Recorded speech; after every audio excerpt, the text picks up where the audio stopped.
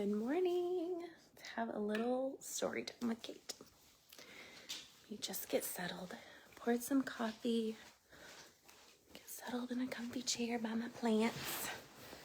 Good lighting in the window. Hi.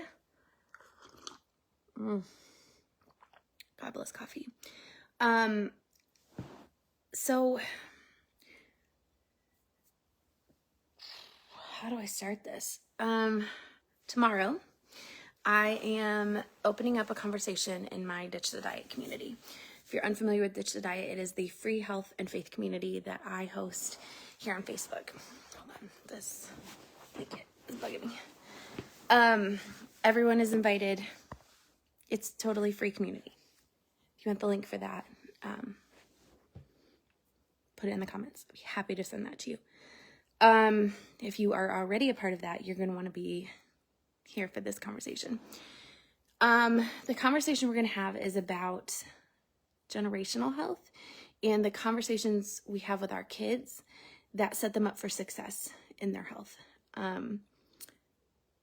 Because so many of us, I hear this from so many women my age, okay? So I'm 37. That's bananas. I'm 37 and I really truly can't think of a single friend I have that has not had a similar experience. People my age, okay? So, Roxy, stop. She barks. As soon as I get on a live, she's like, who are you talking to? This conversation came about for two different reasons. Roxy. Harmon just started school, and I think she heard the teacher's voice on the computer. I'm sorry. Roxy, Kennel. Come here, baby. This really came up for two different reasons. One, these are conversations that we have been having in our house because it was not something that was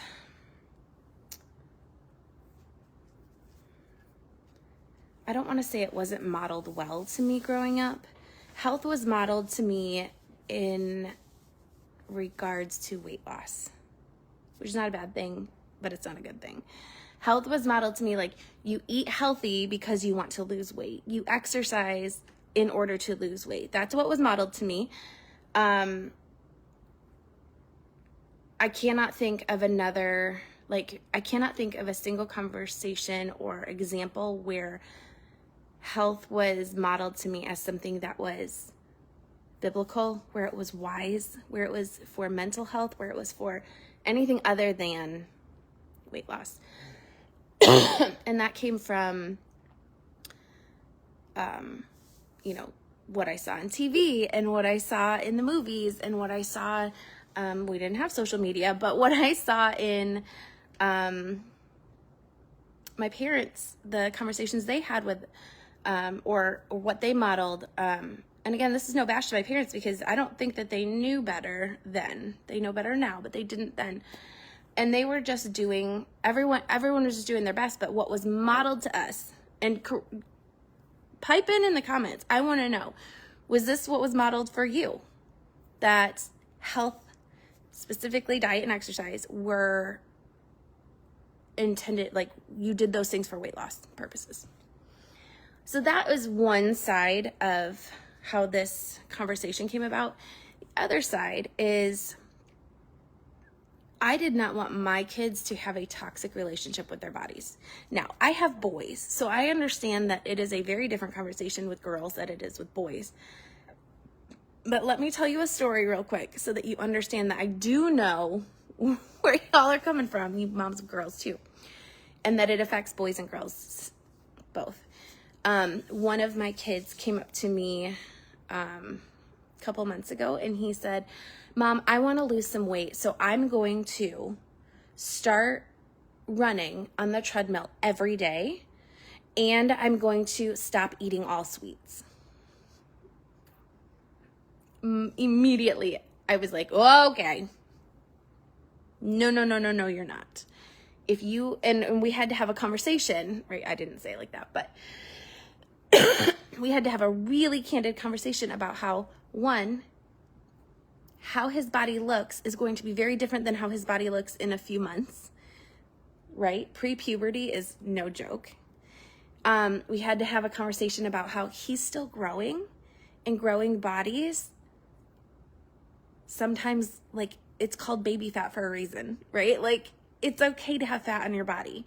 We had to have a conversation about how exercise is really important, and it's really important that you move your body, but you don't need to do it for weight loss.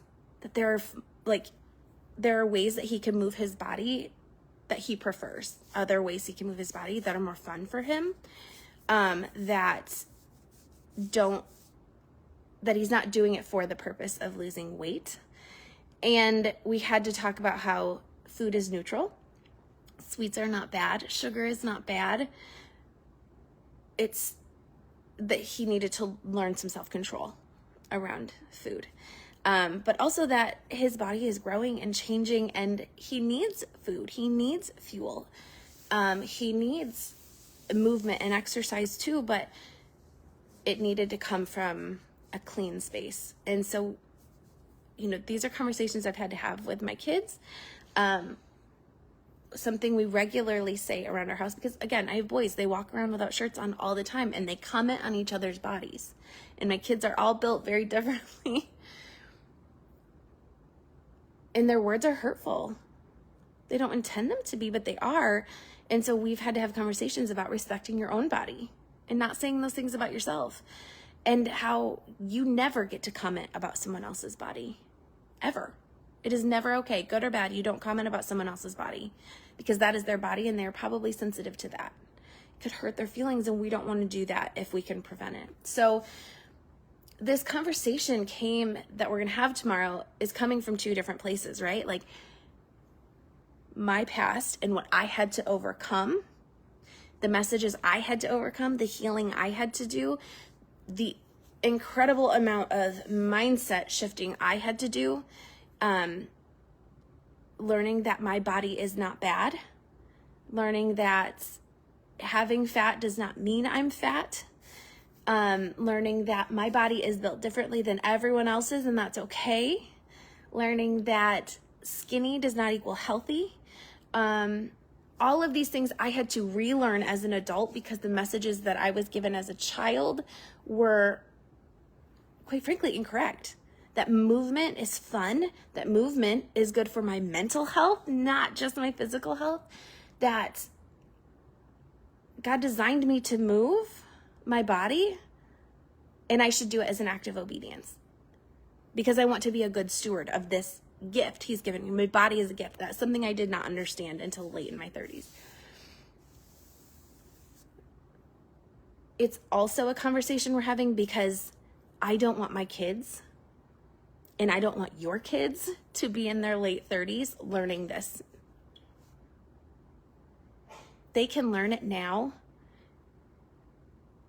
They can learn what health is. They can learn that their bodies are beautiful, no matter what size they are. That healthy bodies all look different. Healthy is not a size. Healthy is not a number. Healthy is a lifestyle. And our kids need to learn that now, so they're not having to relearn it later. I am in no way perfect with this.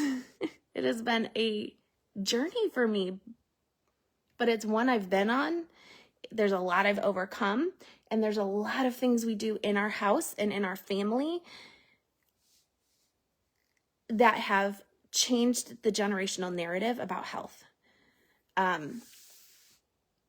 And I want to offer those to you tomorrow in that conversation and Ditch the Diet, because I really believe that the next generation, if they're not focusing on healing this piece of their self-worth, what more can they do for the world? What good can they do for the world? Like, more can they do if they're not having to heal from one more like, I don't want to say trauma, that's not correct at all. If they're not having to heal and reprogram their minds because of incorrect, false, lying messaging about health.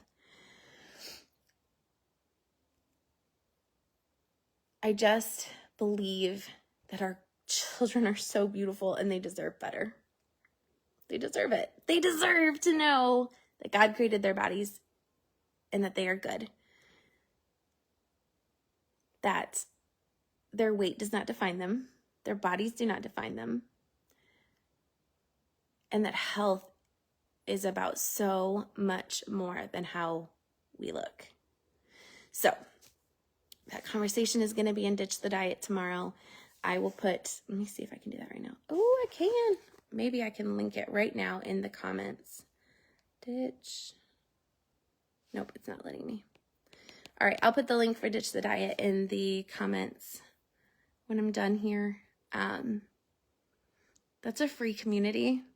It's a free conversation. I'll leave the replay up for a few days, and then I'm going to take it down and put it in the Victory Collective, in that vault, in the video vault there. So if you want this forever and ever, you'll have to join the Victory Collective, because these are the high-level conversations that we're having in that group anyways.